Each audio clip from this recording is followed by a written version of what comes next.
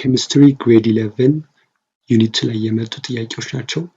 ወደ 10 አካባቢ ጥያቄዎች መጥተዋል። ሁላችንም እንሰራቸዋለን።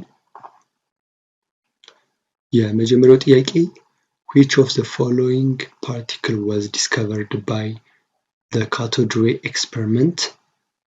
A electron, B neutron, C nucleus, D proton. Electrons discovered የሆኑት by cathode ray experiment ነው። neutron discovered የሆኑት by bombarding beryllium atom with alpha particle ነው።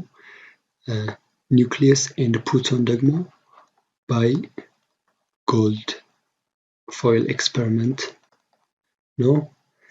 ጥያቄው discovered by the cathode ray experiment ስለሚል ኤሌክትሮንስ ይሆናሉ። ስለዚህ A ይሆናል። ቀጣይ ጥያቄ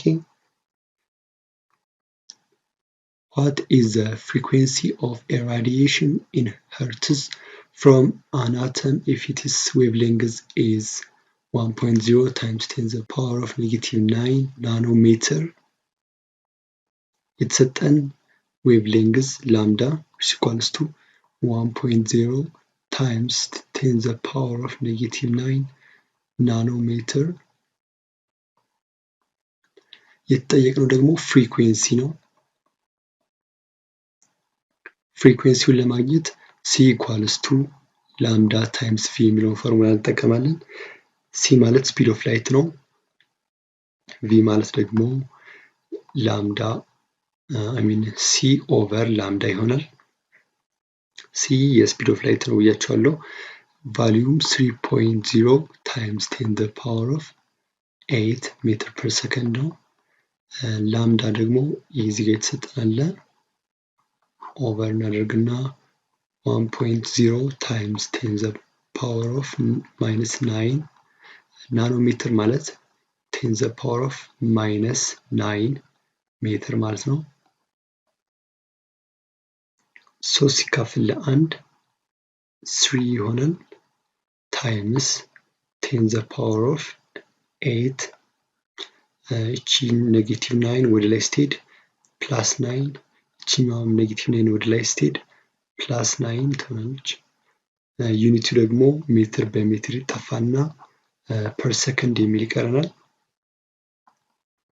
ስለዚህ 3 times 10 to the power of 9 plus 9 18 18 plus 8 26 per second ይሆናል። መልሱ ይሄ ነው። ምርጫው ጋር ቼክ እናድርግ። A 3.3 times ይሄ አይደለም፣ B አይደለም፣ C አይደለም፣ D ይሆናል። መልሱ ይሄ ነው ማለት ነው። ቀጣይ ጥያቄ what is the energy associated with 1 photon of a microwave radiation having a frequency of 2.45 times 10 to the power of 9 per second? የተሰጠን frequency which equals to 2.45 times 10 to the power of 9 per second አለ። የተጠየቅነው energy associated with 1 photon of microwave radiation energy ማለት n times hv ነው። n whole number ናት። hv ማለት a minimum allowable energy ወይም a quantum of energy የሚለው ነው። according to Planck energy is a whole number multiple of a quantum of energy። ስለዚህ የn value እዚህ ጋር የተሰጠን አለ 1 photon of a microwave ስለዚህ የn value 1 ነው ማለት ነው።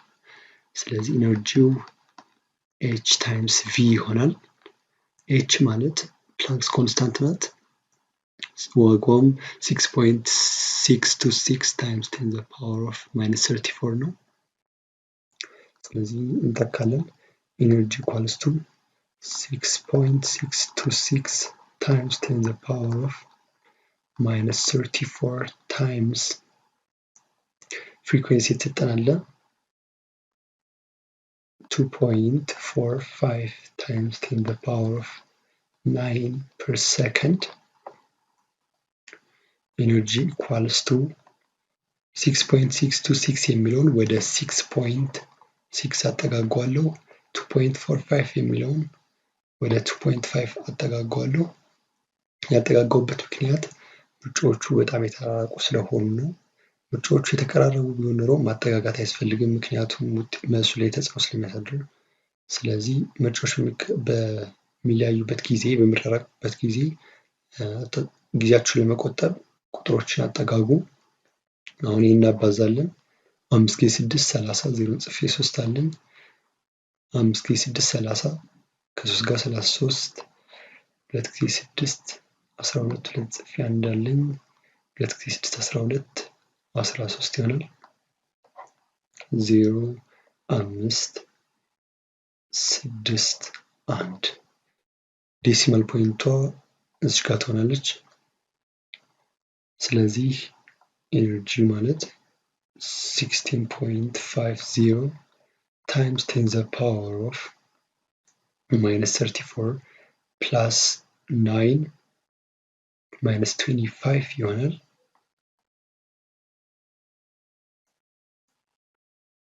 ዴሲማሏን ፖይንት ወደ ግራ ስናሻግራት እዚህ ጋር ፕላስ 1 ይሆናል።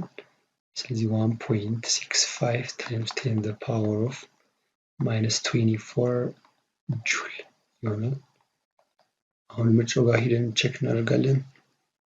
1.65 times 10 the power of 24 አይሆንም፣ እነዚህም አይደሉም።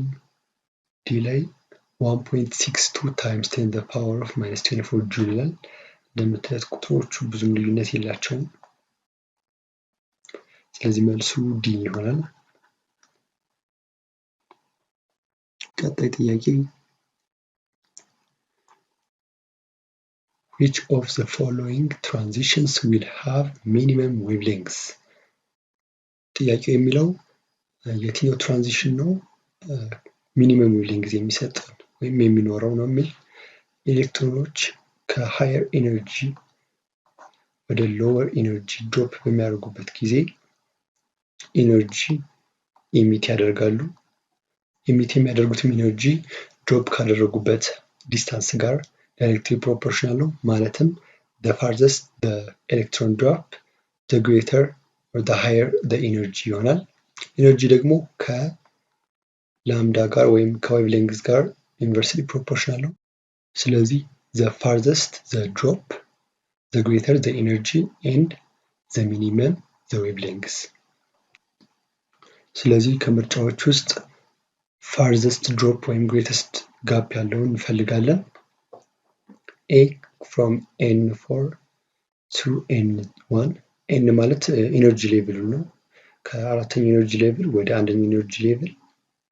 B ደግሞ ከN2 ወደ N1፣ C ከN4 ወደ N2፣ D ከN3 ወደ N1። ስለዚህ ከነዚህ ውስጥ ግሬተስት ጋፕ ወይም ፋርዘስት ዲስታንስ ያለው ከN4 ወደ N1 ነው። ስለዚህ መልሱ A ይሆናል። ቀጣይ ጥያቄ The Heisenberg uncertainty principle states that ሃይዘንበርግ ስቴት ያደረገው የአንድን ኤሌክትሮን ፖዚሽን እና ሞመንተም ሳይመንታኒየስሊ በትክክል ወይም ሰርተንሊ ሜዥር ማድረግ አንችልም ያለው። ማለትም የኤሌክትሮን ፖዚሽን በትክክል ሜዥር ብናደርግ ሞመንተሙን ሜዥር ስናደርግ አንሰርቴን ይሆንብናል። በተቃራኒው ሞመንተሙን በትክክል ሜዥር ብናደርግ ፖዚሽኑ አንሰርቴን ይሆንብናል። ይህም የሆነው በዱዋል ቢሄቪየር ኦፍ ማተር ኤንድ ራዲዬሽን ነው። በዚህ መሰረት ትክክለኛ የሆነውን ከምርጫዎች ውስጥ እንመርጣለን። A two atoms of the same elements must have the same number of protons ይሄ አይደለም።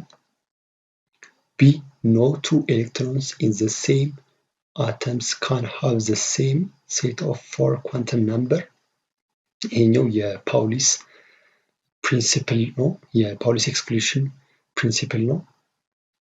ኤሌክትሮን ኮንፊግሬሽን ላይ ያለ ፕሪንሲፕል ነው። ስለዚህ ይሄ አይሆንም። C it is impossible to determine both position and momentum of an electron simultaneously ይሄ ይሆናል።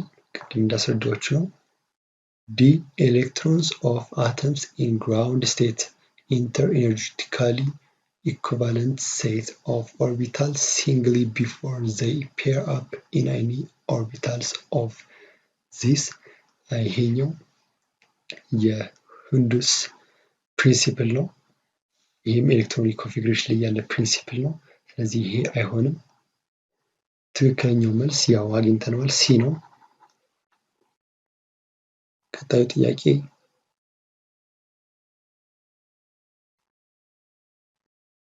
which of the following is the correct relationship between picometer and nanometer?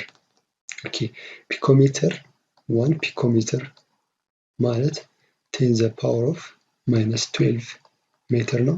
ፒኮ ማለት 10 the power of -12 ነው፣ ፕሪፊክስ ነው። 1 ናኖሜትር ደግሞ 10 the power of -9 ሜትር ነው። አሁን የሁለቱን ሬሽዮ እንወስዳለን። 1 picometer over 1 nanometer እንላለን። 1 nanometer which is equals to 10 the power of -12 over 10 the power of -9 ሜትር እንላለን። ሜትር በሜትር ይጣፋል። የሚቀረን 1 picometer over 1 nanometer which equals to 10 the power of -12 ይቺዋ ኔጌቲቭ 9 ወደ ላይ ስትሄድ +9 ትሆናለች። ስለዚህ 1 picometer over 1 nanometer which equals to 10 the power of -3 ይሆናል። ክሪስ ክሮስ ስናደርግ 1 picometer which equals to 1 nanometer times 10 the power of -3 ይሆናል። አንደኛው ሪሌሽንሺፕ ይሄኛው ነው።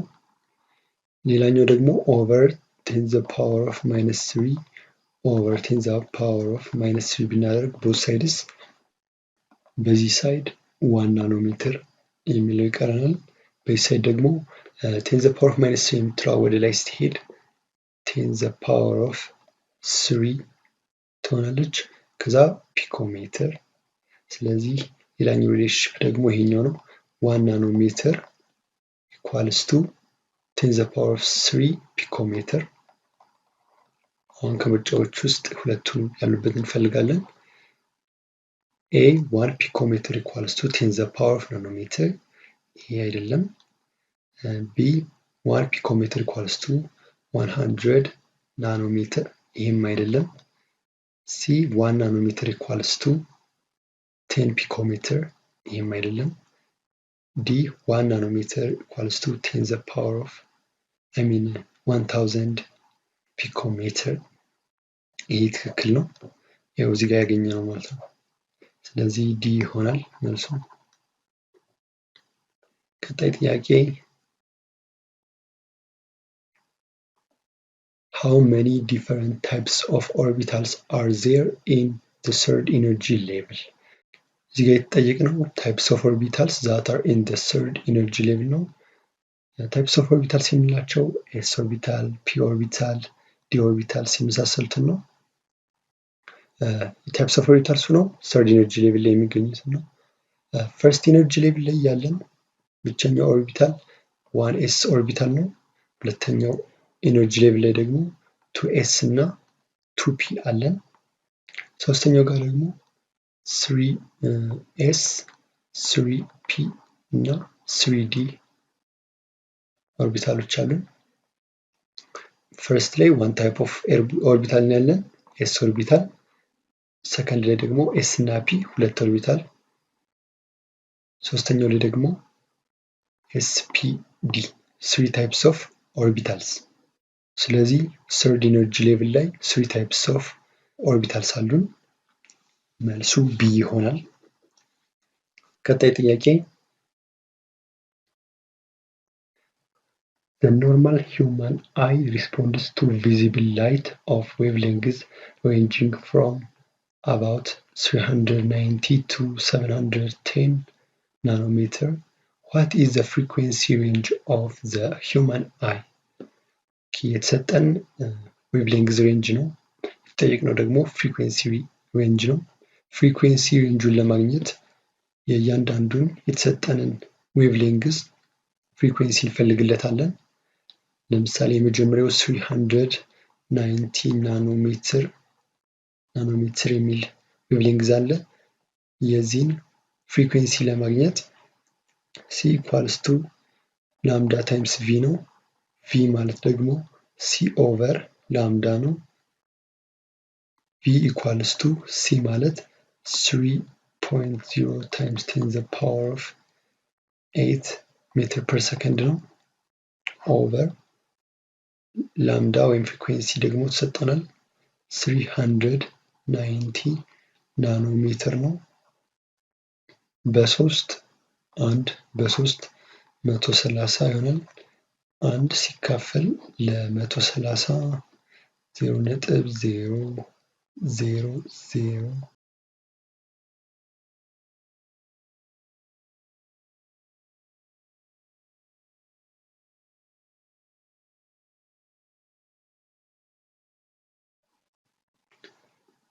ስለዚህ 0.0077 ታይምስ 10 ዘ ፓወር ኦፍ 8 እዚህ ጋ ናኖሜትር አለችን 10 ዘ ፓወር ኦፍ ማይነስ 9 ማለት ነው።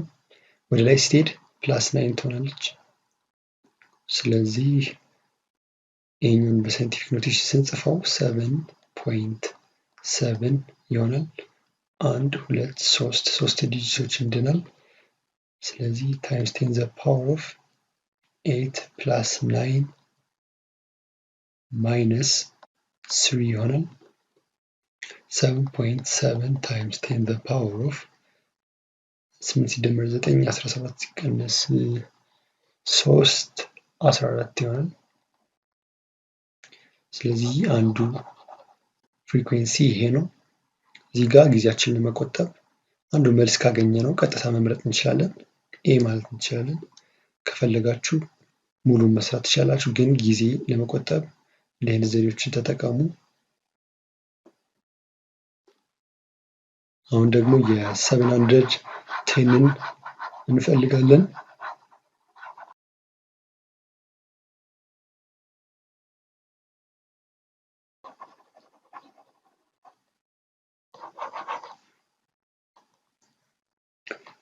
$710 ናኖሜትር ፍሪኩዌንሲ C ኦቨር ላምዳ ነው ብለናል።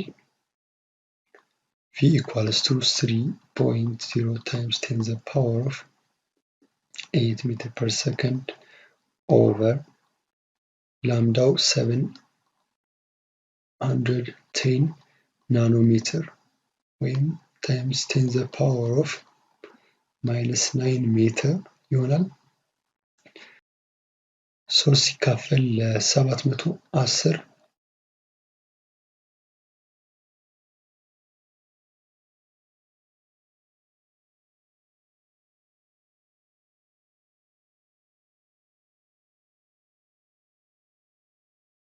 ለ7 ሁለት ጊዜ ይህን ያህል ካፍል ነው ይበቃናል። 0.0042 ታይምስ 10 the power of እዚህ ጋር 8 አለን። እችኛዋ 9 ወደ ላይ ስትሄድ ፕላስ 9 ትሆናለች።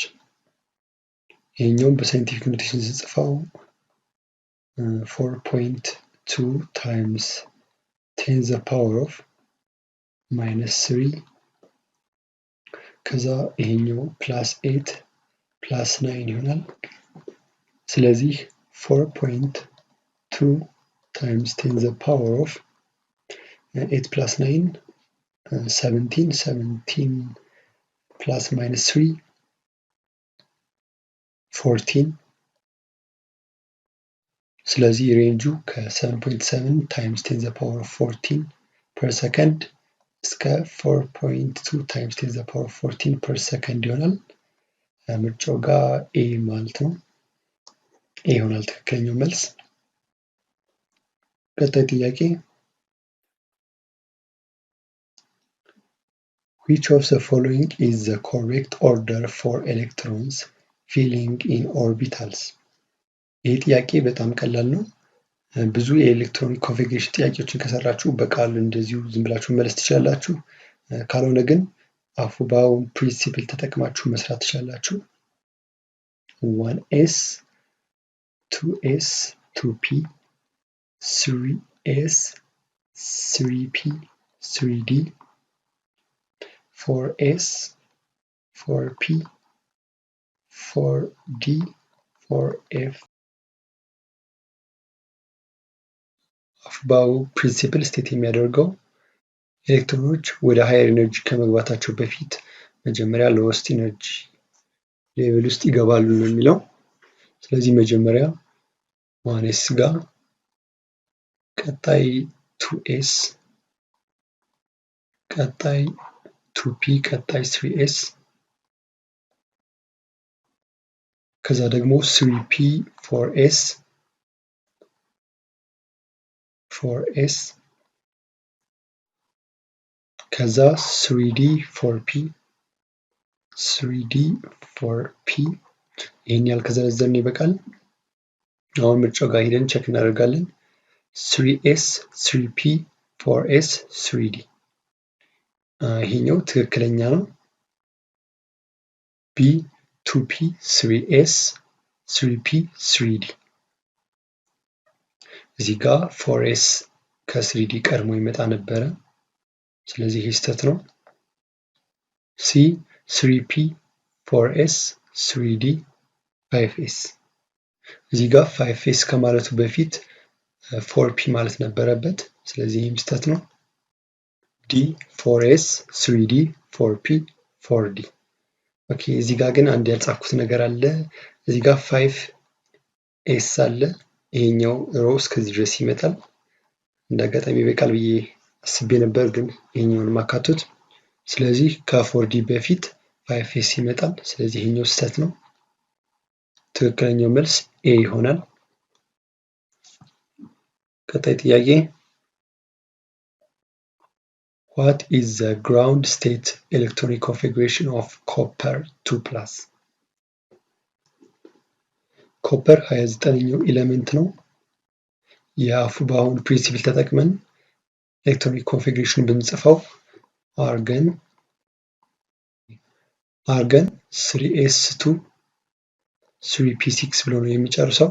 ከዛ ቀጣይ 4s2 3d9 አለ። ነገር ግን የአፉባሁ ፕሪንሲፕል ኤክሴፕሽኖች ኮፐር ልክ እንደ ክሮሚየም ማለት ነው ዲ ኦርቢታላቸው ሃፍ ፊልድ ወይም ፉል ፊልድ ሲሆን ነው ስቴብል የሚሆኑት። ስለዚህ ዲ ኦርቢታል እዚህ ጋር አንድ ይጎለዋል። ስለዚህ ከ4s አንድ ኤሌክትሮን ወደዚህ ይሄድለታል። ስለዚህ 4s1 3d10 ይሆናል። እኛ የተጠየቅነው ኮፐር 2+ ነው። ኮፐር 2+ ማለት ሁለት ኤሌክትሮኖችን ያጣ ወይም ሁለት ኤሌክትሮኖች አዮናይዝድ የሆኑበት ማለት ነው። ኤሌክትሮኖች ደግሞ አዮናይዝድ የሚሆኑት ከአውተር ሞስት ሼል ነው። ስለዚህ አውተር ሞስት ሼላችን እዚህ ጋር 4s ነው ወይም 4 አራተኛው ኢነርጂ ሌቭል ነው። ስለዚህ ከዚህ አንዷ ኤሌክትሮን ትወጣለች። 4s 0 ይቀረናል።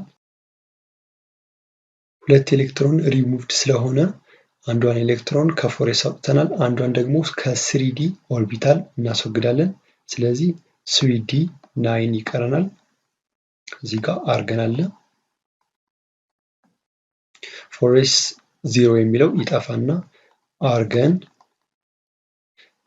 3d9 የሚለው ይቀረናል። ስለዚህ የኮፐር ኤሌክትሮኒክ ኮንፊግሬሽን ይሄ ነው የሚሆነው። ምርጫው ጋር ስናይ ትክክለኛው መልስ ዲ ይሆናል።